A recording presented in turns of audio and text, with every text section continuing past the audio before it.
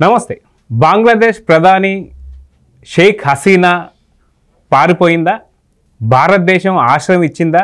అయితే అగర్తలాలో తను తలదాచుకున్నట్టుగా కొన్ని వార్తలు అయితే వస్తున్నాయి. పూర్తిగా ఆర్మీయే కైవసం చేసుకుంది బంగ్లాదేశ్ అంటూ కొన్ని వార్తలు అయితే వినిపిస్తున్నాయి.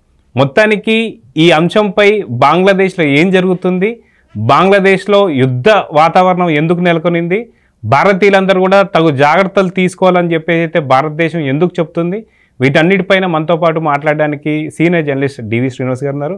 వారిని అడిగి తెలుసుకుందాం. సార్ నమస్తే. నమస్తే సార్, మన పొరుగు దేశం అయినటువంటి ఒక బంగ్లాదేశ్లో ఈ అల్లర్ని ఎలా చూడాలి? ఎందుకంటే షేక్ హసీనా ఆమె 4వ సారి ప్రధానిగా ఆవిడ ఇప్పుడు ప్రమాణ స్వీకారం చేసి కూడా ఎక్కువ రోజులు కూడా కాలేదు. ఈ లోపలే ఇంత పెద్ద యుద్ధ వాతావరణం అక్కడ ఎందుకు నెలకొనింది? ఎందుకు ఆవిడ ఇప్పుడు పూర్తిగా బంగ్లాదేశ్ పారిపోయి అగర్తలకు చేరుకుందని కొన్ని వార్తలు అయితే వస్తున్నాయి.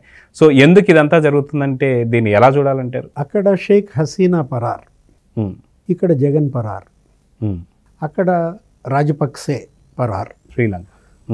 ఎందుకు వీళ్ళంతా పరార్ అవుతున్నారు? ఇప్పుడు ఇక్కడ ఆంధ్రప్రదేశ్లో మంత్రులు పరార్, ఆంధ్రప్రదేశ్లో అప్పటి మాజీ ఎమ్మెల్యేలు పరార్, అధికారులు ఉన్నతాధికారులు కూడా పరార్.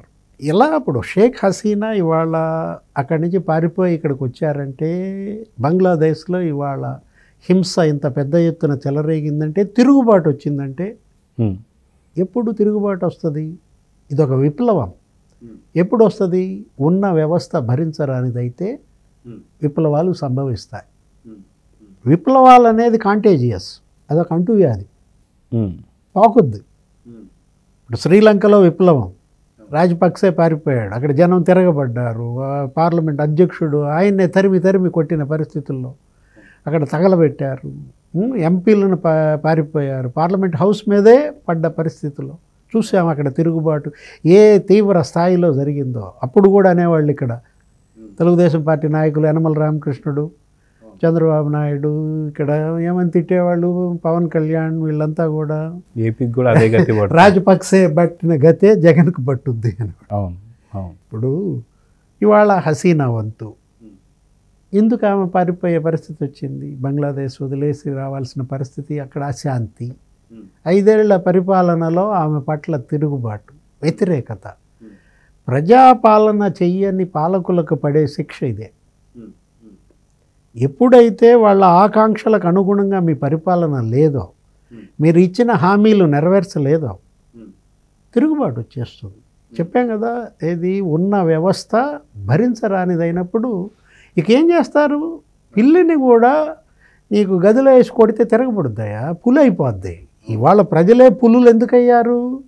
పిల్లులు లాంటి ప్రజలు అనుకున్నారు మీరు, పులులుగా మారారంటే మీరు అంతగా వాళ్ళని హింసించారు. దాదాపు జూలై నుంచి తీసుకుంటే ఇప్పటికీ 300 మంది చనిపోవడం కావచ్చు, 14 మంది పోలీస్ డిపార్ట్మెంట్కి సంబంధించిన కూడా చనిపోయారు.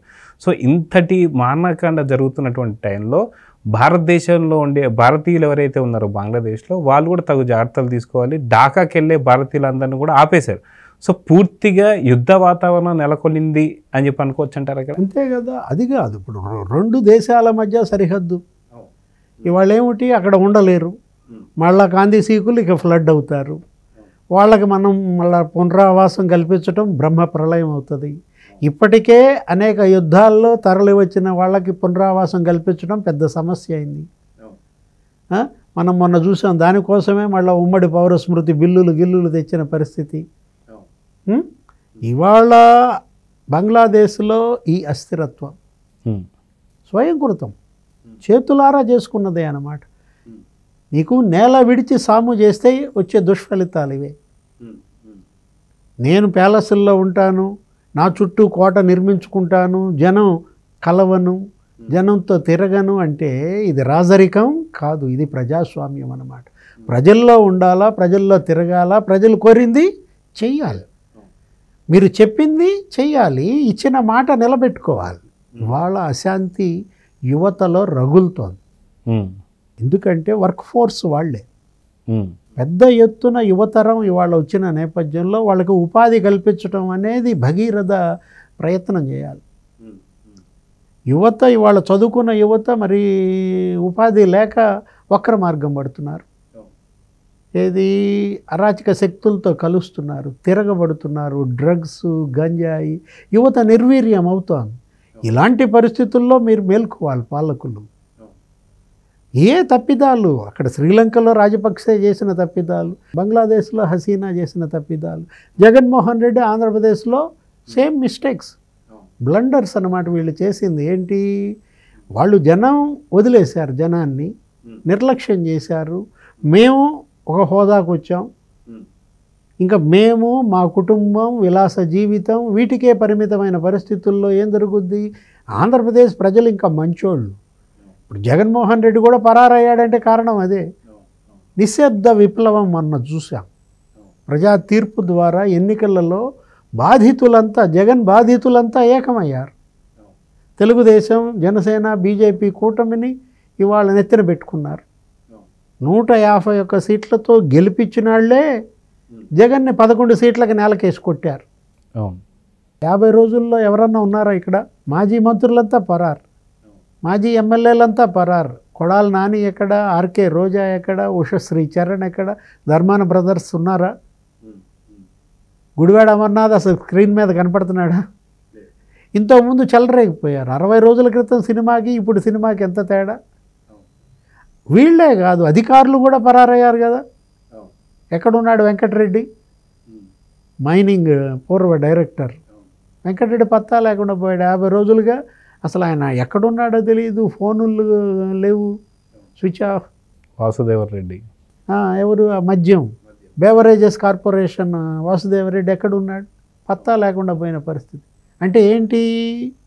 అరాచకాలకు పాల్పడ్డారు, తప్పుడు పనులు చేశారు, తప్పించుకు తిరుగుతున్నారు. నువ్వు తప్పు చేయకపోతే తప్పించుకు తిరగాల్సిన అవసరం లేదు. వీళ్ళు చేసిన పాపాలు వీళ్ళని శాపాల్లాగా వెంటాడుతున్నాయి. అందుకే పరార్ పరార్. ఇక్కడాళ్ళు అక్కడికి పరార్, అక్కడాళ్ళు ఇక్కడికి పరార్. హసీనా బంగ్లాదేశ్ వదిలేసి పరారైతే, జగన్మోహన్ రెడ్డి గ్యాంగ్ ఆంధ్రప్రదేశ్ వదిలేసి పరారైతే, ఇదొక పరారీ యుగం నడుస్తుందన్నమాట. అయితే మీరు అన్నట్టు ఖచ్చితంగా యువతకు సరైనటువంటి ఒక ఉద్యోగ అవకాశం లేకపోవడమే బంగ్లాదేశ్లో కూడా చాలా ప్రధాన కారణం కింద మనం చూస్తూ వస్తున్నాం. అది ఏంటి అంటే హసీనా, షేక్ హసీనా గారు ఎవరైతే ఉన్నారో వాళ్ళు ఖచ్చితంగా ఎవరైతే బంగ్లాదేశ్ స్వతంత్ర పోరాటంలో ఎవరైతే హెల్ప్ చేశారో వాళ్ళకే 30% ఇస్తా అని చెప్పేసి అనడం, దీనిపైన యువత మెరిట్ చూసి మాత్రమే ఇవ్వాలని చెప్పేసి వాళ్ళ ఒక యుద్ధాన్ని ఇప్పుడు తీసుకురావడం, నిజంగా యువతని నిర్లక్ష్యం చేస్తే జరిగేది ఇదే అని చెప్పేసి అనుకోవచ్చు. అంతే కదా.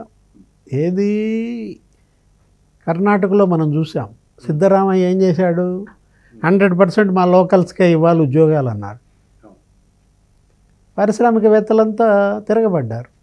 మోహన్ దాస్ పాయ్ తిట్టొదిలి పెట్టాడు, కిరణ్ మజుందార్ తిట్టొదిలి పెట్టింది. ఏంటి?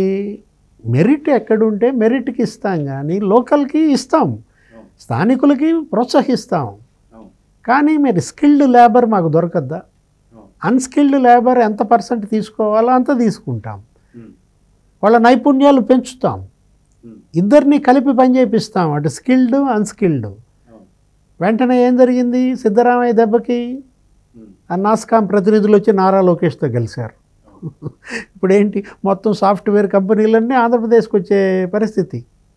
సింపుల్ వాట్సాప్ మెసేజ్ ఒకటి పెట్టాడంట లోకేష్ నాస్కామ్ వాళ్ళకి, మీకేమి రాయితీలు కల్పిస్తే మేము ఇక్కడ ఇస్తాం, మీరు మా దగ్గర కంపెనీలు పెట్టండి రండి అని. వెంటనే వచ్చి పడ్డారు నాస్కామ్ వాళ్ళు వచ్చి ఇక్కడ చక్కగా ఇవాళ ఆంధ్రప్రదేశ్లో సాఫ్ట్వేర్ కంపెనీలు ఏర్పాటు. అంటే సిద్ధరామయ్య దాన్ని కోల్పోయాడు. ఇవాళ పారిశ్రామికవేత్తలు వీళ్ళందరూ కూడా ఏంటి? యువత ఉద్యోగాలు ఎక్కడుంటే అక్కడ ఉంటారు.